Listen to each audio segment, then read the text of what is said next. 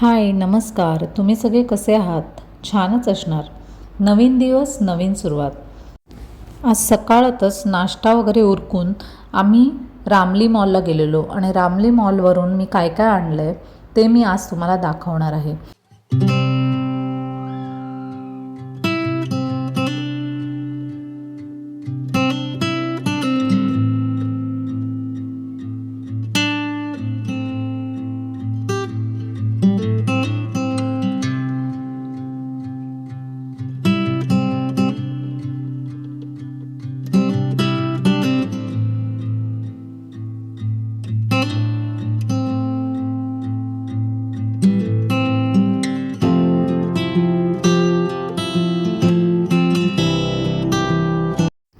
बाहेरून आल्यावर लगेचच मी जे सामान आणलेलं असतं ना ते व्यवस्थित आवरून सावरून ठेवते.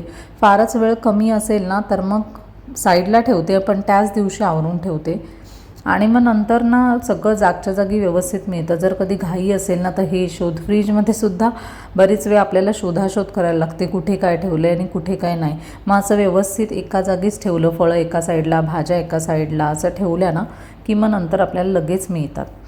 तसंच मिरच्या आणल्या की मिरच्यांची देठं काढून ठेवायची, वाटाणे आणले वाटाणे सोलायचे, पालेभाज्या आणल्या पालेभाज्या निवडून ठेवायच्या, म्हणजे सकाळी डब्याला घाई होत नाही आणि सगळं व्यवस्थित. टोमॅटो एका रॅकमध्ये ठेवायचे.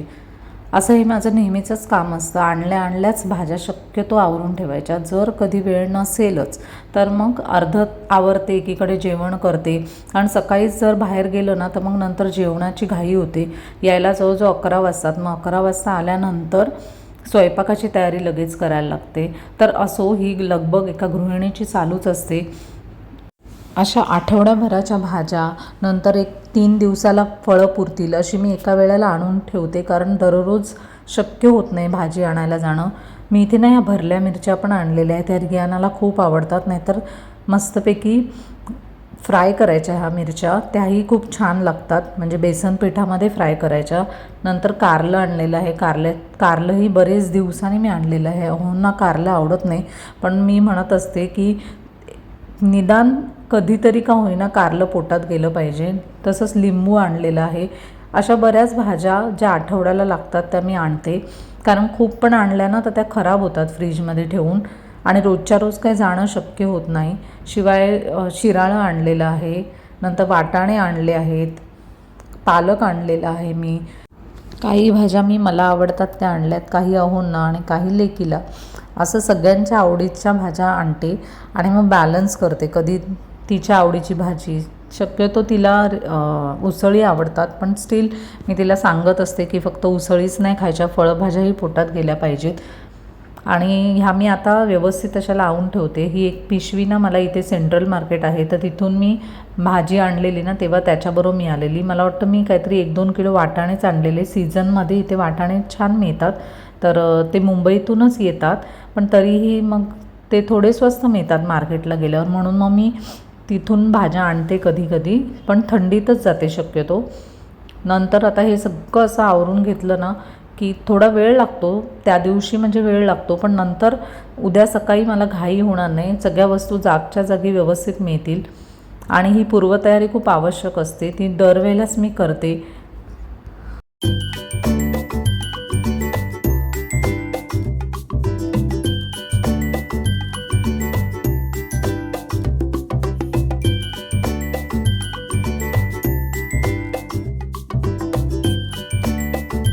थोडंसं आवरायचं बाकी आहे आणि आता जेवणाची वेळ होते, तर मग जेवण पण करायचं होतं. तर मी थोडं आवरलं आहे अर्धं आणि आता भात लावते आहे.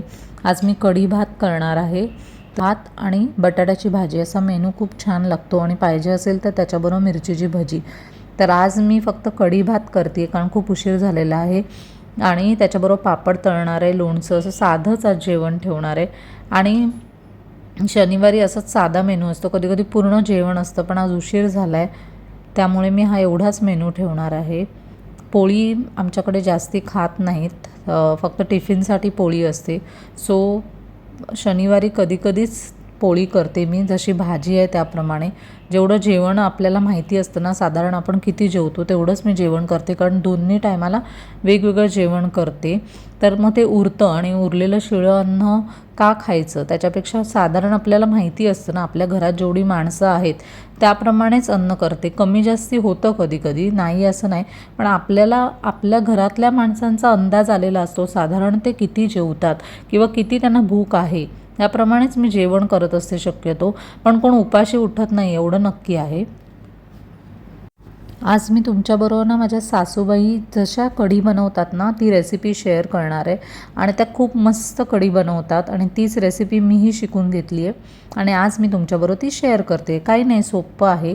कोथिंबीर, मिरची, ओला नारळ, आलं, जिरं असं सगळं वाटप करून घ्यायचं आणि मग ते वाटप आणि ते वाटप आहे ना एकदम बारीक ग्राइंड करायचं. आणि मग नंतर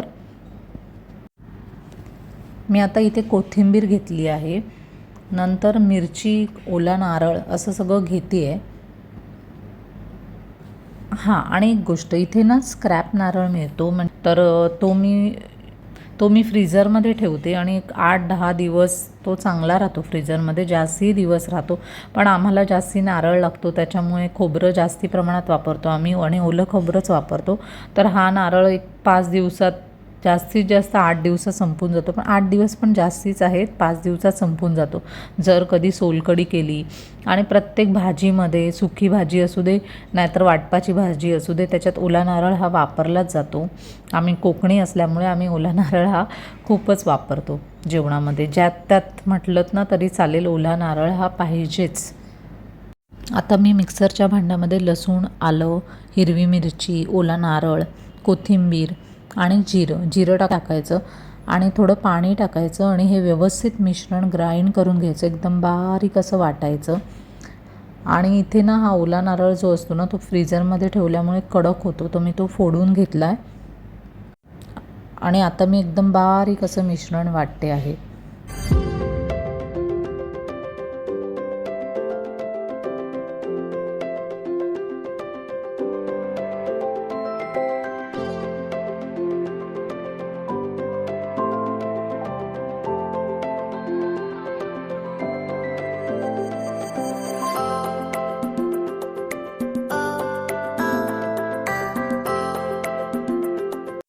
एकदम बारीक असं मिश्रण वाटून झालेलं आहे. आता आपण लागूया पुढच्या तयारीला. आता दही आहे, दही चांगलं फेटायचं आहे आणि त्याच्यामध्ये थोडं पाणी, हळद आणि मीठ एवढंच घालायचं आहे आणि मग फोडणी देऊया. कोथिंबीर मी इथे ना थोडीशी ठेवून दिली आहे, ती लास्टला परत टाकायची कढीला वरून.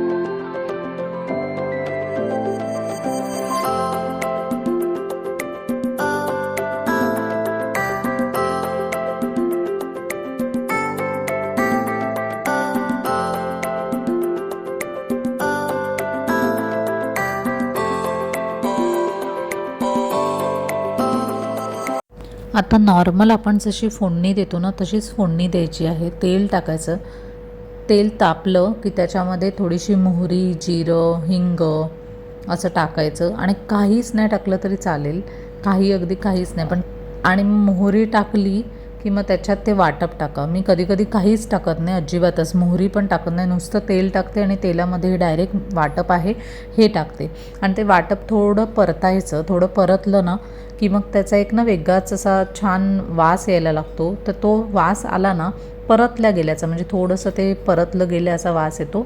थोडी हळद टाकायची आणि मग नंतर त्याच्यात पाणी टाकायचं आणि ते जे दही घुसळलेलं आहे ना आपण ते टाकायचं. आणि ही कढी ना उकळवायची नाही, कोमट किंवा त्याच्यापेक्षा थोडीशी गरम झाली ना की लगेच गॅस बंद करून टाकायचा. अजिबात वेळ लागत नाही, फक्त वाटप करायला जेवढा टाईम लागतो तेवढाच. आणि कोमट झाली कीच गॅस बंद करून टाकायचा, म्हणजे ही कढी फुटत नाही. नाहीतर जर तुम्ही उकळवायला गेलात ना तर कधी कधी ही कढी फुटण्याचा संभव असतो. म्हणून आता मी इथे दही टाकलेलं आहे, वाटप जरासं परतलं आणि मग नंतर दही टाकलं. दह्यामध्ये अजून पाणी ॲड करायचं आहे. तुम्हाला जेवढं पातळ घट्ट पाहिजे असेल कढी तेवढी तुम्ही तेवढं तुम्ही पाणी घालायचं आहे आणि मग ही कढी तयार होते. अवघे 10-15 मिनटं लागतात हे कढी होण्यासाठी बस. मस्तपैकी गरमागरम कढी आणि भात तयार आहे. आज जेवणासाठी हेच केलेलं आहे. अजून काय लागतं हो? सुख म्हणजे नक्की काय असतं? तर अन्नदाता सुखी भव असं म्हणत आजचं जेवण आपण जेवूया.